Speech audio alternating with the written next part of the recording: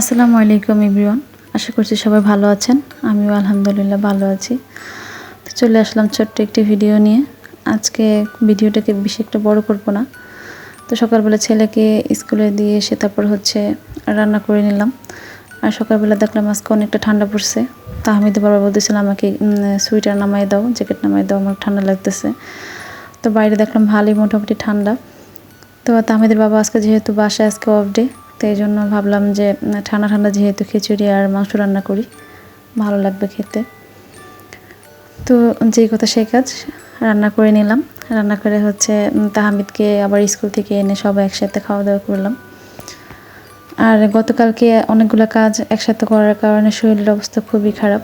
সম্পূর্ণ শরীরে প্রচুর ব্যথা হয়ে আছে। আজকে কোনো কাজই তেমন করি নাই, শুধু রান্নাবান্না করছি, খেয়ে আবার শুয়ে পড়ছি, এরকম একটা অবস্থা। সারাটা দিন হেলাফেলা করতে করতে গেছে। তো দুপুরেও তেমন কিছু করিনি, খুবই সিম্পল রান্না করেছিলাম। আর সিম্পল করি আর ভারী করে যেটাই করি না কেন, আরিয়ান খুবই বিরক্ত করে। আরিয়ানকে নিয়ে কোনো কাজ ঠিক মতো করা যায় না।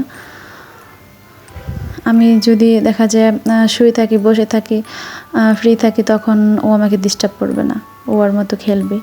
কিন্তু যখনই দেখবে যে আমি কাজ করতেছি, তখনই ও খুব কান্নাকাটি করবে আর আমার পিছু পিছু করবে। ছেলেটা দিন দিন যত বড় হইতেছে ততই ওর বিরক্ত করার পরিমাণটা বেড়ে যেতেছে।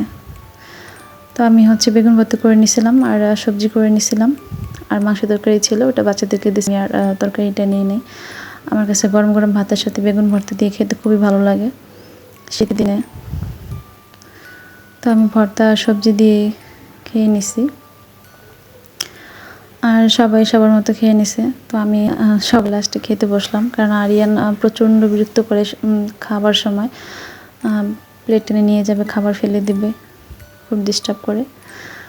তো খাওয়া দাওয়ার পরে সবাই সবার মতো করে ব্যস্ত। বাচ্চারা লেখাপড়া করতেছে, ওর বাবাও একটু লেখালেখি করে, ইয়ানও দুষ্টুমি করতেছিল। তো আমি আবার একটু বারান্দায় এসে কিছুক্ষণ বসেছিলাম। বারান্দায় এই মাঠটার মধ্যে দেখা যায় বাচ্চারা বিকালবেলা এসে খেলাধুলা করে, আর অনেক ছেলে হই হুল্লার করে, এদের মধ্যে থাকাই যায় না। তারপরে ভালো বাচ্চারা যে খেলাধুলা করে, ঢাকা শহরে তো এখন মাঠই থাকে না, দেখা যায় মাঠ পাওয়া যায় না, বাচ্চারা খেলাধুলা করার জায়গা পায় না। তো সেখানে দেখা যায় মাঠটা থাকাতে বাচ্চাদের জন্য ভালোই হয়েছে। আর তাহমিদও পড়াশোনা করতেছে, ওর কিছু হোমওয়ার্ক ছিল, ওগুলো কমপ্লিট। ছেলেটার এক্সাম চলতে। তো আমার ভিডিওটি এই পর্যন্ত যারা দেখছেন সবাইকে অসংখ্য ধন্যবাদ। ভিডিওটি ভালো লেগে থাকলে একটা সাবস্ক্রাইব করে দেবেন এবং বেল আইকন বাটনটি অন করে দিবেন। আর ভালো লাগলে থাকলে অবশ্যই একটা কমেন্ট করে দিবেন। তো আমি প্রাকৃতিক দৃশ্য দেখতে দেখতে আপনাদের সাথে বিদায় নিচ্ছি।